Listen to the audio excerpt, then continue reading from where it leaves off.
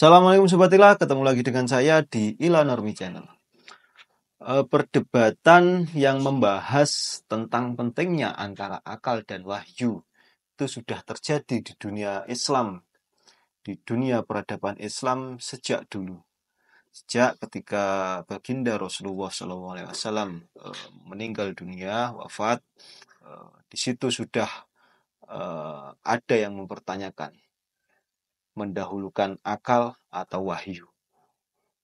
Dari perdebatan-perdebatan yang terjadi di dunia Islam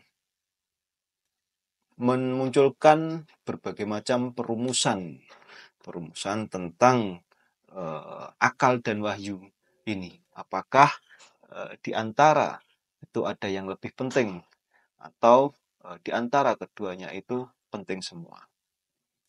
Di dalam video kali ini kita akan membahas tentang pentingnya akal dan wahyu ini digunakan di dalam kita beragama. Mana yang harus didahulukan antara akal dan wahyu ini.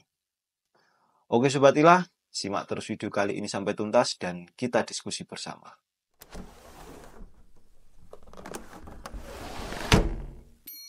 Sebelum kita menyimpulkan tentang pentingnya akal dan wahyu ini menurut Islam, tentunya kita akan membahas dari sudut pandang para filosof Muslim tentang definisi atau tentang pentingnya akal dan wahyu ini menurut pandangan para filosof Muslim. Karena dengan kita mengambil dari sudut pandang para filosof Muslim, tentu kita akan bisa menyimpulkan pandangan Islam, pandangan agama Islam dalam memandang akal dan wahyu ini. Dari keduanya mana yang lebih penting? Yang pertama, kita akan membahas tentang pandangan dari filosof Muslim yaitu Al-Farabi tentang akal dan wahyu ini. Di sini Al-Farabi berpendapat yaitu akal sebagai kemampuan tertinggi manusia untuk memahami kebenaran. Akal adalah kemampuan tertinggi manusia untuk memahami kebenaran. Itu pendapatnya Al-Farabi. Menurut Al-Farabi, akal ini itu untuk memahami sebuah kebenaran. Nah, yang dimaksud kebenaran menurut Al-Farabi ini itu yaitu sesuatu yang bersumber dari wahyu ini.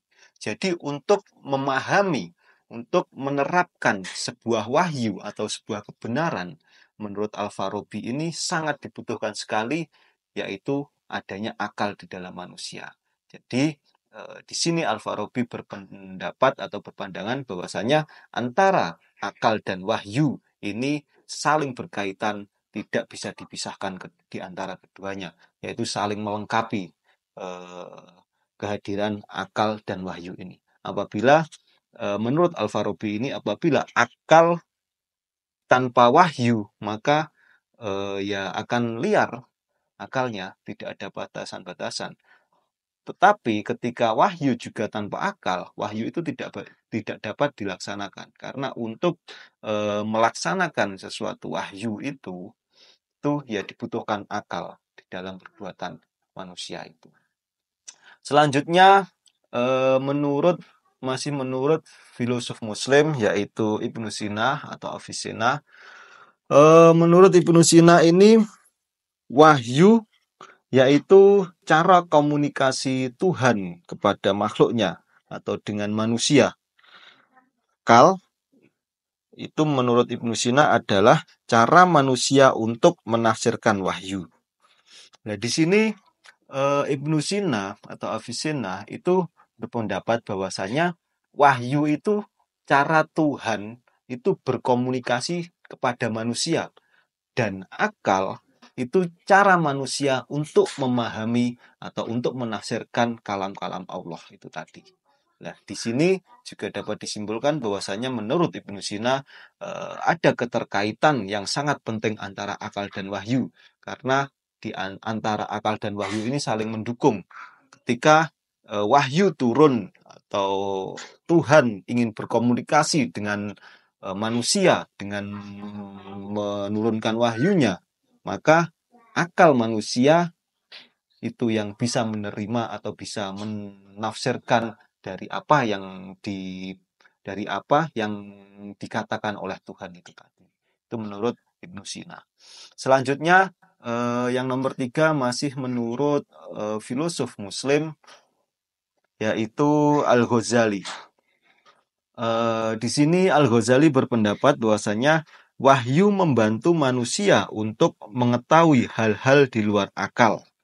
Nah, di sini Al-Ghazali berpendapat bahwasanya akal manusia itu sangat terbatas sekali. Jadi di dalam beragama untuk memahami suatu agama itu memerlukan sesuatu yang di luar akal. Karena pada dasarnya kita beragama juga harus mengimani tentang adanya hal yang gaib. Nah, untuk mengetahui, untuk bisa menampung pengetahuan-pengetahuan yang di luar akal itu diperlukan wahyu itu tadi, keimanan. Jadi menurut Al-Ghazali, eh, wahyu itu membantu manusia untuk mengetahui hal-hal di luar akal. Jadi ketika akal itu tidak bisa digapai oleh manusia, itu sudah wilayah wahyu atau keyakinan menurut Al-Ghazali. Selanjutnya yang nomor 4 menurut Ibnu Rusdi atau Avirus.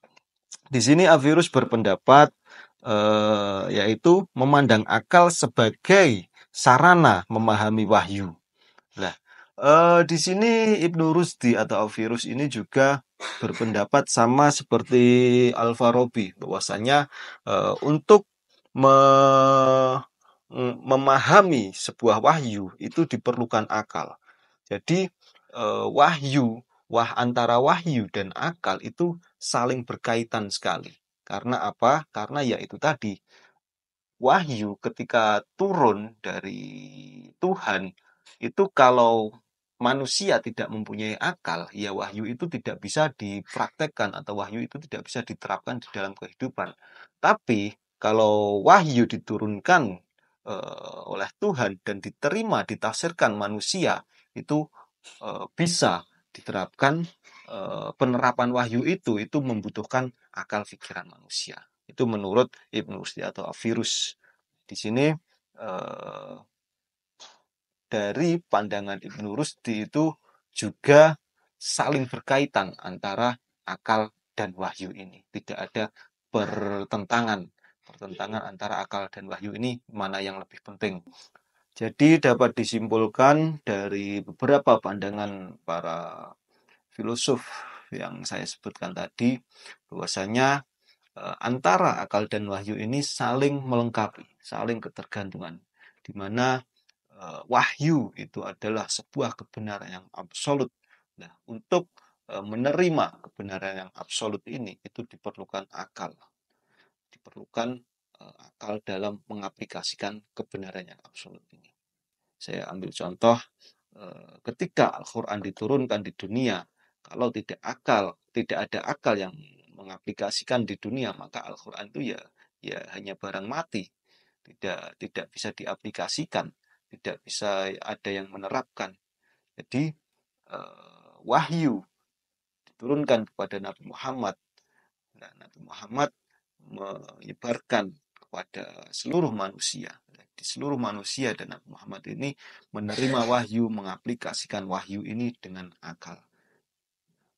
Dari itu antara akal dan wahyu itu saling melengkapi. Tidak ada mana di antara yang paling penting. Terus kalau ada pertanyaannya, mana yang lebih penting? Semuanya penting di antara akal dan wahyu ini. Karena ketika tidak ada salah satu di antara akal atau wahyu ini, maka ya tidak ada gunanya. Akal ya juga seperti itu, ketika tidak ada wahyu ya tidak ada gunanya untuk mencari kebenaran apalagi. Itu. Wahyu juga seperti itu, ketika tidak ada akal, maka ya bisa diterapkan di dunia ini. Maka dari itu bisa disimpulkan bahwasanya antara akal dan wahyu ini saling melengkapi adanya. bersabatilah. Semoga video kali ini bermanfaat. Assalamualaikum warahmatullahi wabarakatuh.